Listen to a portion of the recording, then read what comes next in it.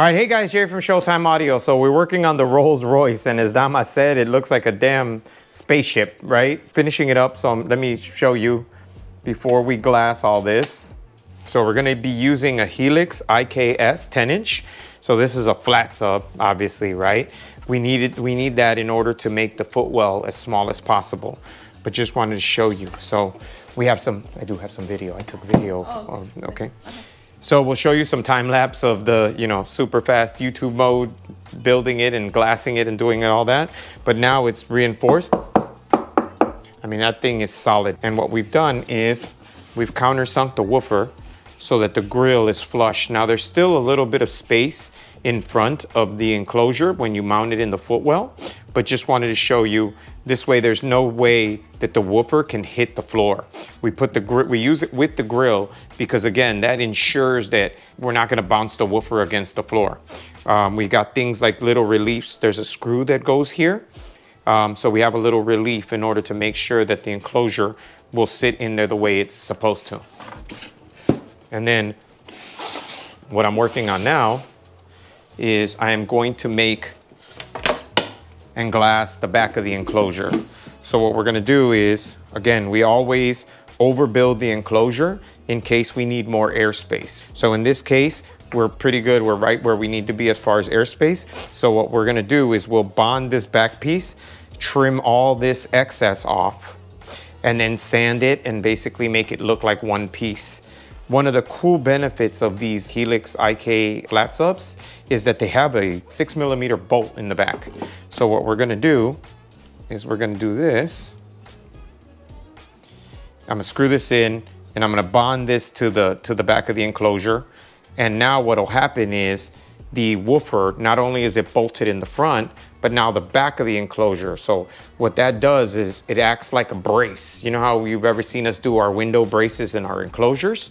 This is a physical brace where we're taking advantage of the driver itself and using that as a brace, which helps strengthen the back of the enclosure and keep it more rigid. So even though it's thin, it's still super, super strong. Again, and it's only a 10, and it's a footwell sub, but it makes a ton of difference. The more rigid you can make the enclosure and the more you can mount it to the vehicle, the better bass output you're gonna get. So we're continuing on with the Rolls Royce project. So in order to make it as plug and play as possible and as factory as possible, if you know anything about us, we like to make everything as if it came with the vehicle, right? So what we're gonna do, we're replacing is these tweeters here. Now these tweeters bolt, and if you can see, they sit flat up against the grill. That's actually indentation of the grill itself. So in order to add a tweeter, we can't be higher than this flat plane. I'm sorry, Jay, can I get the code for simple text? Oh yeah, 3248. Thank you. Uh-huh. Go to left. Yeah. So we had to make it so that the tweeter, so we're using the Helix CI3 tweeters. And so we had to make it so that they're no taller than the mount itself. But the nice thing is we'll mount these in here, and these, again, another thing that I love is they have these connectors. We will add these ends to all over the car. So now everything literally will be plug and play after a ton of work. But these are the 1/8" acrylic stacked. So there's a base layer, which is the flange so that the tweeter will mount. There's 2 spacer rings in order to get it to drop down. And then there's the surface, the flange that actually mounts the tweeter.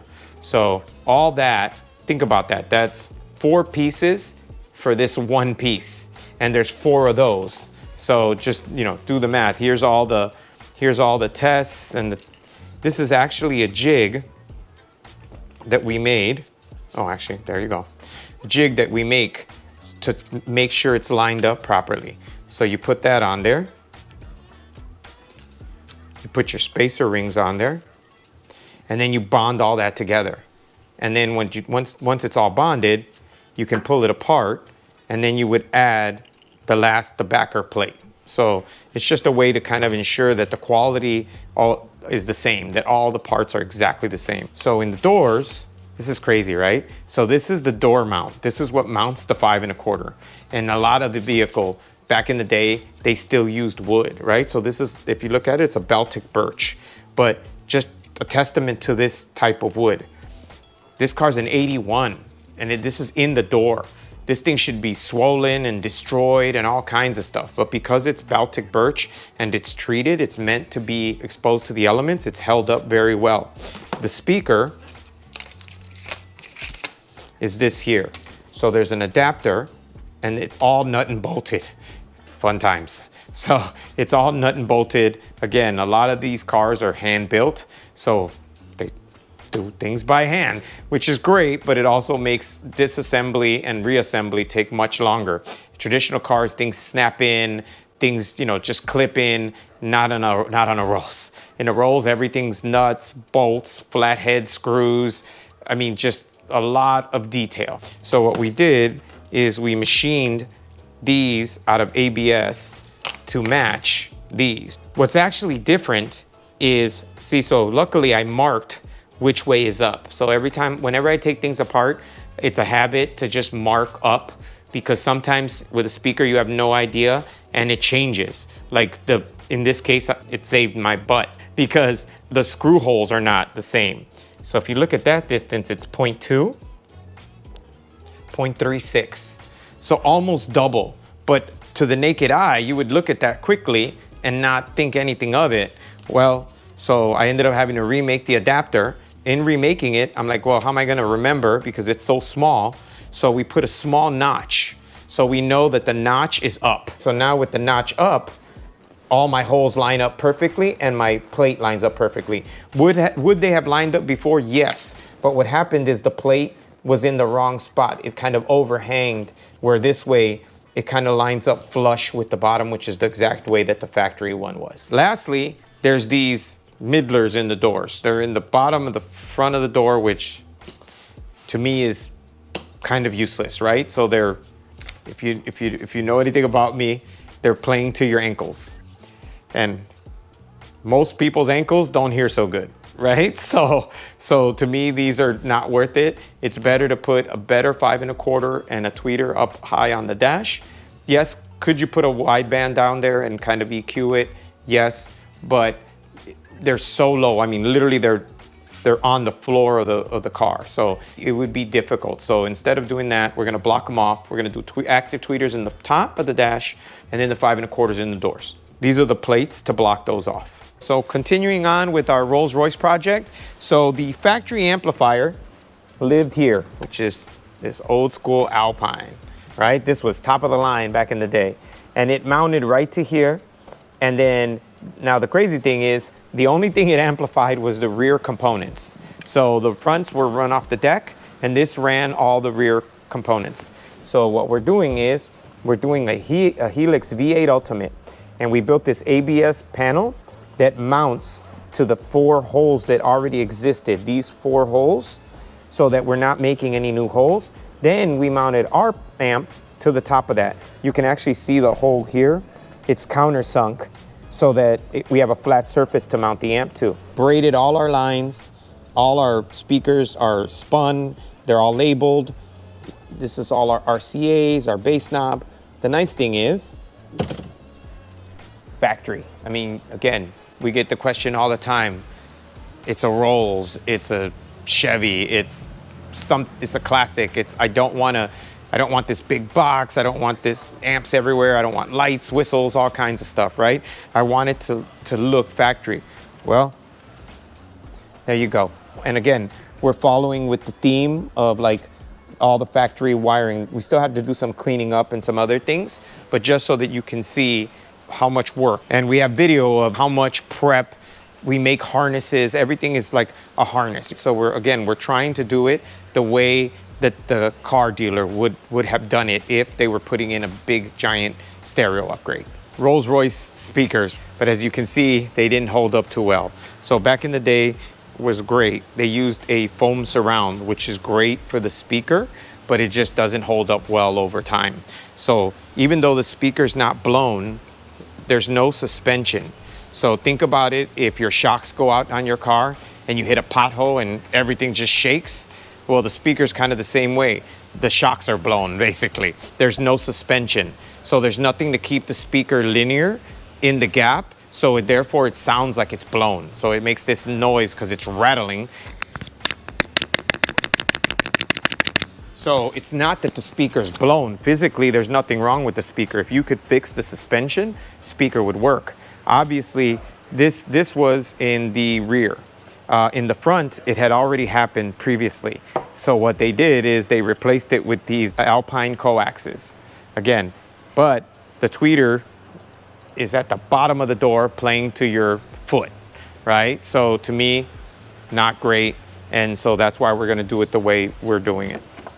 Lastly, this is that wideband or the middler, whatever you want to call it, that lives in front of this. So it's this, and then there's a tweeter on the dashboard. The music output that you're going to get out of this is not worth it. So this is what was in there in the front that they had upgraded to. This is what was in their stock. This is what we're putting in. We're putting the Helix CI3s. And if you can see, look at the size of the magnet, which is your motor structure, and then just the build quality of the speaker. And these also have these connectors, so we'll put those on, so it'll be as if the car came with all this from the factory. So this is the amplifier mounted. All the wires are routed, your power, your ground, all your signal cables, right? And then they're ran through here like the factory, and there's your ground, there's your power. And we'll have our fuse holder mounted to this, so everything will go back the way it came. So we also added a backup camera to this vehicle.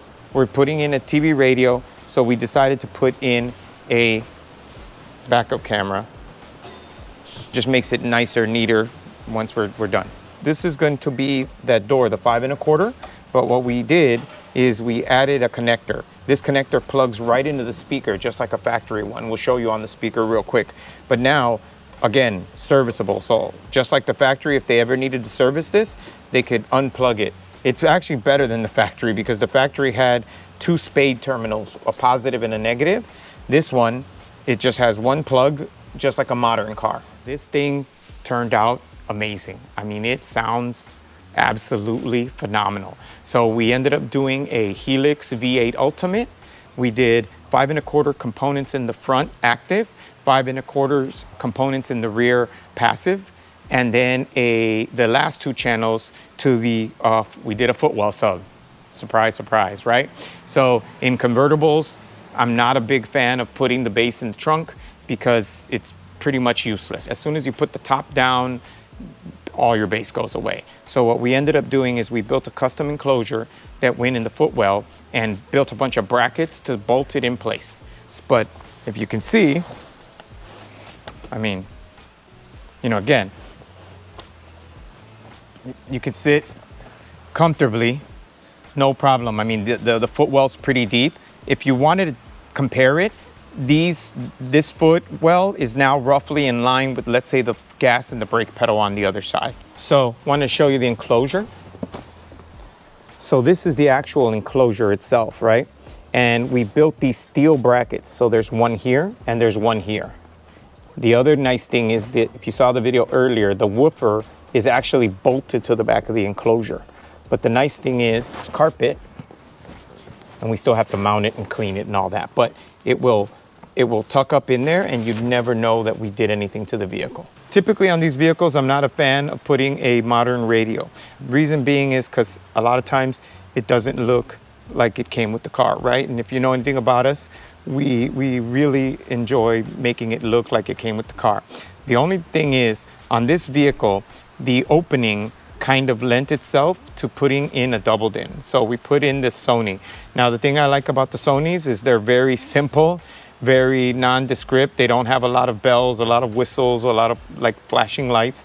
It's a really simple setup, but it does Apple CarPlay, Android Auto, allows you to put in a backup camera. So and it's a better head unit, right? So we could have did a Retro Sounds or one of the other OEM style radios, but this to us just functions better and makes the car much more usable. So the client will drive it more.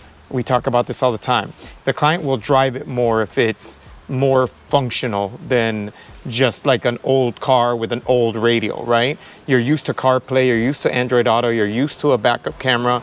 You know, we're all spoiled with brand new cars or modern cars. So when you jump into your cool car, you want to jump back in time, but not all the way back, right? You want to jump back in time as far as the cool aspect of the vehicle, but you'd like to keep some of the creature comforts and the convenience of modern times, right? So this allows us to kind of do both. And the nice thing is we didn't cut the dash.